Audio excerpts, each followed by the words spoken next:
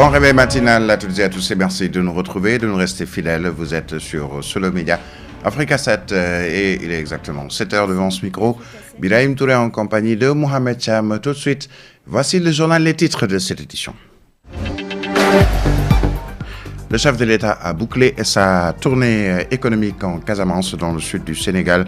Il était hier dans le département de Oussouye, la capitale du Kassa, où il a visité les réalisations du programme Promoville. Retour sur 5 jours de tournée économique du président Bassirou Diomaye Faye dans ce journal. Sur le plan sécuritaire, le ministre de l'Intérieur a inauguré le nouveau commissariat urbain en Casamance, une inauguration hier par le ministre Mohamedou Bamba Cissé. Cette infrastructure conforme aux normes internationales s'inscrit dans le cadre du plan Diomaye Casamance pour une paix durable et une lutte renforcée contre la criminalité. Nous parlerons également de ces orpailleurs clandestins et le démantèlement encore une fois sur le fleuve Falémé, alors qu'il y a un décret qui interdit l'orpaillage jusqu'à 500 mètres du fleuve. Hier, c'est la zone militaire numéro 4 qui a procédé à la destruction de 16 dragues en pleine activité à Lingongroto dans la commune de Missira, à Sirimana dans le département de Saraya. Nous parlerons également de l'actualité hors de nos frontières avec ces frappes US. Les États-Unis qui ont mené des frappes au Nigeria en ciblant des réseaux terroristes des combattants du groupe État islamique. Le Nigeria confirme et parle de frappes chirurgicales sur des membres de ce mouvement djihadiste. L'actualité des sports, ce sera la Coupe d'Afrique des Nations et le Sénégal, l'équipe des Lions qui va affronter demain la RDC. Retour sur la première journée et les restes des matchs de ce vendredi avec le journal de la CAN avec nos envoyés spéciaux que vous pourrez suivre juste à la fin de cette édition aux alentours de 7h20. Tout de suite, le développement de ces titres.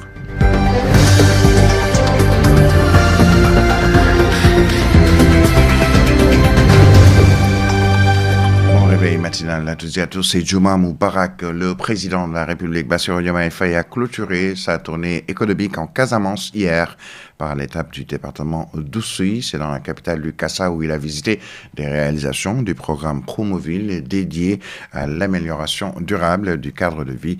Les investissements d'un coût global de 4,9 milliards de francs CFA ont permis la réalisation de voiries assainies et éclairées, l'installation de lampadaires solaires et aussi la construction d'ouvrages d'assainissement ainsi que des aménagements publics et éducatifs contribuant à renforcer la mobilité, la sécurité et l'attractivité de la commune. Le président Bassirou Diomaye Faye a promis la poursuite des investissements dans cette commune en tenant compte des doléances des populations qui ont été exprimées.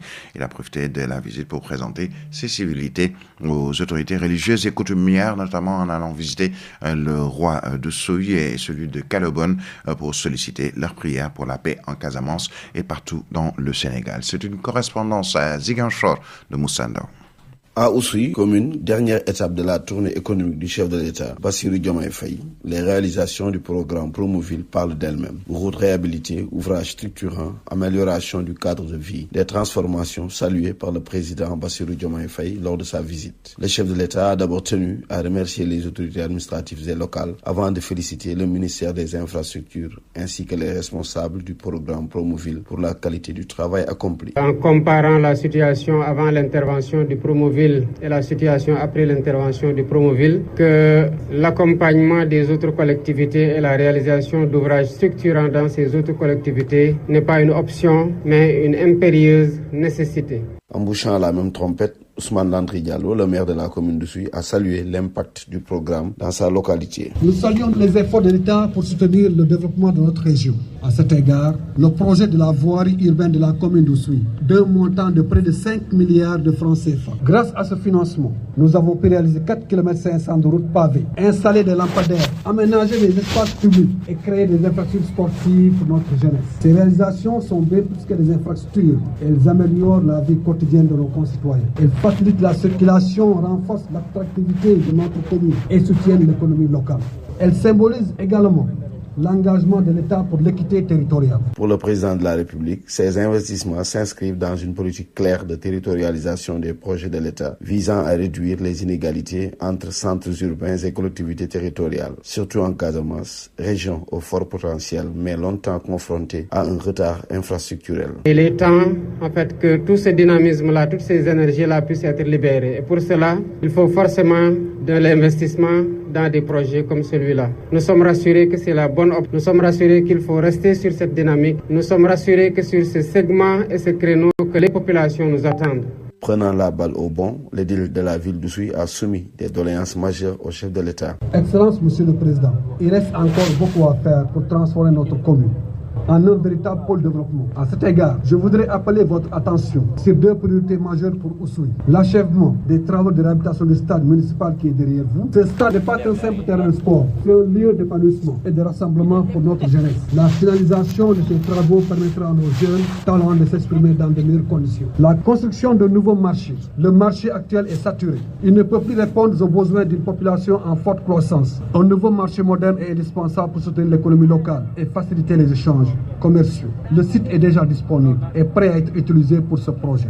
Attentif aux doléances des populations exprimées par le maire, le président Diomaye Faye a assuré qu'elles seront examinées avec attention. En marge de son déplacement, le chef de l'État a multiplié les visites de courtoisie auprès des autorités religieuses et coutumières d'Oussouye et Kalobon, le roi Similou Mbaye Diédhiou, le roi Koudio Sobo Diatta et l'imam ratib local.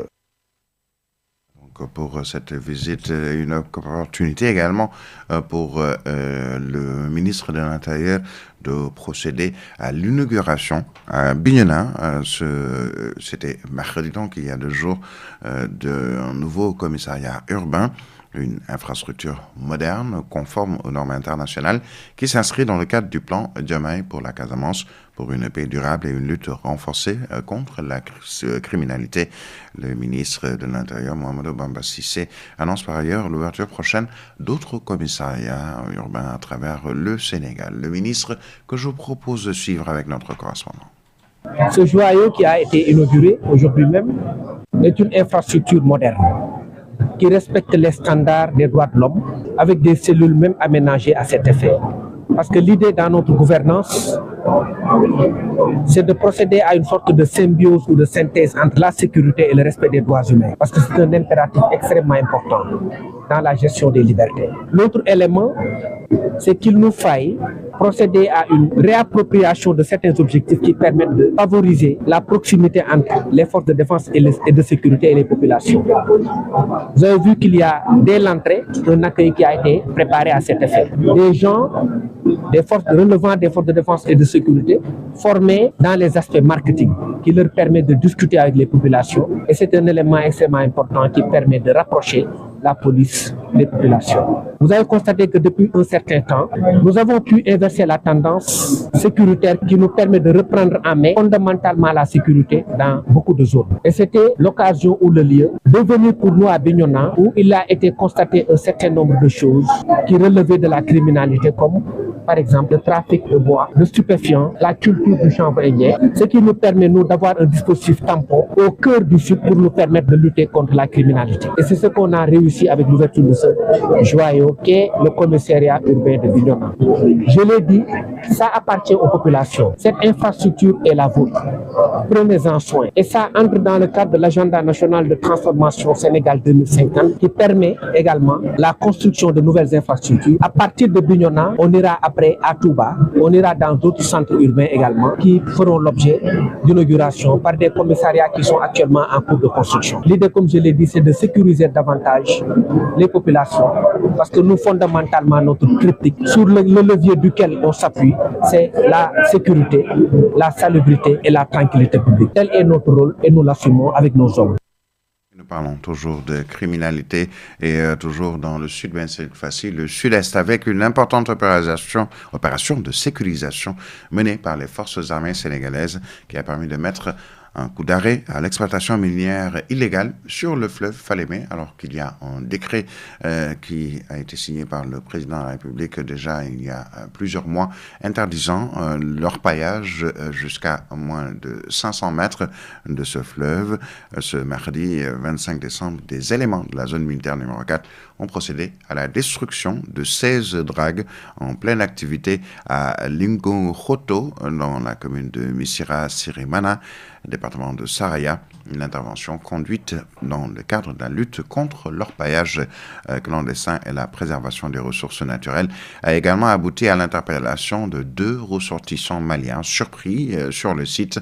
Les autres individus présents ont réussi à prendre la fuite en traversant le fleuve pour se réfugier de l'autre côté de la frontière. Il est exactement 7h passées de 11 minutes. Vous suivez le journal sur Solo Média Africa 7. Africa 7, 90.7.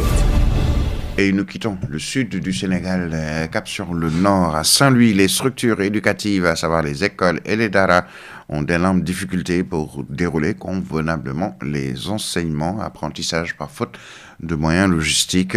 La commune de Saint-Louis, avec ses partenaires, a offert finalement des tables bancs aux écoles et promet même leur réhabilitation.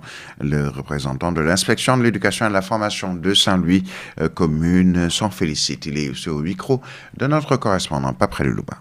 Nous avons été là lorsque, en 2018, vous faisiez le tour des écoles pour voir l'état des lieux. Nous avons été avec vous, avec les journalistes, jusqu'à Justin. Et nous étions passés bien sûr par Khayar Mbeng. Aujourd'hui, en regardant Justin, en regardant Ablaye Mbeng Khali, eh bien, on est vraiment très réconfortés et on sait que sous peu, avec votre accompagnement, Khayar Mbeng aussi et d'autres écoles vont être réhabilitées. En tout cas, l'IF, votre bras technique, est très satisfaite vraiment de la manière dont l'éducation est gérée à Saint-Louis. Et je crois que le meilleur indicateur, c'est vraiment ces populations qui sont là, qui disent que dans les écoles, les élèves ont le matériel. Dès que vous nous donnez du matériel ou bien des fonds pour cela, eh bien immédiatement, séance tenante, on appelle les responsables qui sont là, ils reçoivent le matériel. Sans compter maintenant les partenaires que vous nous amenez et qui concourent également à ce que l'éducation soit bien gérée. En tout cas, nous prions pour l'institution que vous êtes, pour que vous puissiez en faire davantage. Il nous reste seulement à formuler une seule doléance, parce que la famille éducative est élargie. Nous avons en charge le préscolaire, nous avons l'élémentaire, nous avons l'enseignement et tout, mais nous avons aussi en charge les daras. Et demain, au niveau de la gouvernance, nous allons vers les concertations, au même titre que ceux de Gandon. Actualité internationale. L'actualité hors de nos frontières, tout d'abord en Guinée. C'est ce dimanche que doit se tenir la présidentielle dans ce pays. La campagne pour l'élection présidentielle a pris fin jeudi soir, donc 25 décembre, hier nuit. 2 jours de silence électoral doivent maintenant être observés. Les 9 candidats ont réalisé leur dernier meeting, la plupart à Conakry, la capitale guinéenne. Après une tournée à l'intérieur du pays, une campagne à l'inverse des précédentes qui n'aura pas mobilisé beaucoup de foule, l'enjeu étant largement perçu comme faible, étant donné l'absence de poids lourd de l'opposition. Sachez que pour cette présidentielle, le général Mamadou Doumbouya, ou en tout cas le président de la Guinée, a offert même quelques pas de danse à ses supporters rassemblés sur l'esplanade d'un palais du peuple recouvert d'immenses portraits du capitaine Mamadou Doumbouya.